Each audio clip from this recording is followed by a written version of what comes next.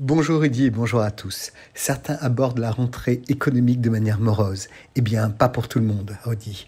Des grandes entreprises françaises enregistrent des profits records, que ce soit Total, CMA ou encore LVMH. Une question se pose alors dans un contexte de crise. Faut-il taxer les super profits en France ?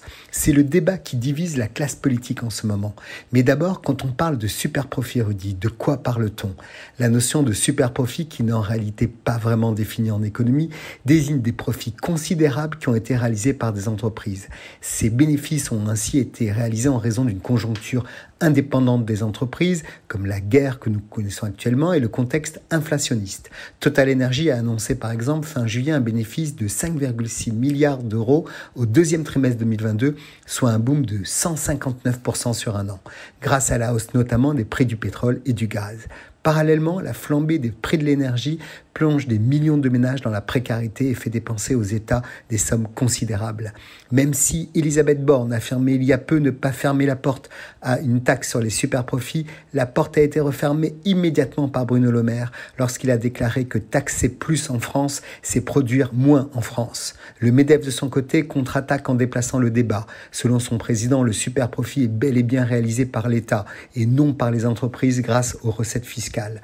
Mais cette stratégie de taxation comporte de nombreux risques. Tout d'abord, le superprofit d'une année exceptionnelle n'est pas forcément à isoler d'années plus difficiles, comme par exemple l'a connu la TCMA-CGM. Les profits d'aujourd'hui sont des investissements de demain, disait Schmitt très justement.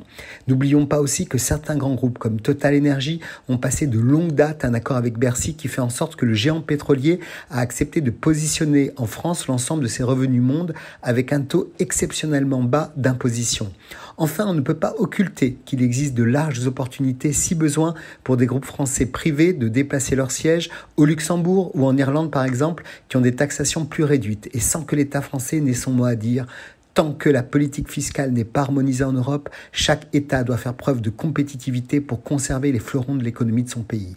Les expériences des pays qui ont tenté de taxer les hauts profits depuis les États-Unis des années 30 n'ont jamais été propices et au contraire ont rallongé la crise. Comme on le voit, Rudy, ces agitations sont plus politiques pour aller chercher les voix du groupe de l'Union de la gauche que de réalité économique immédiate, même s'il est encore regrettable de faire opposition encore en France entre la réussite de groupes majeurs et les difficultés du plus grand nombre, alors qu'en réalité, l'un est pourvoyeur d'emplois et donc de croissance pour les plus démunis. Très souvent, Rudy. Très bonne semaine à tous.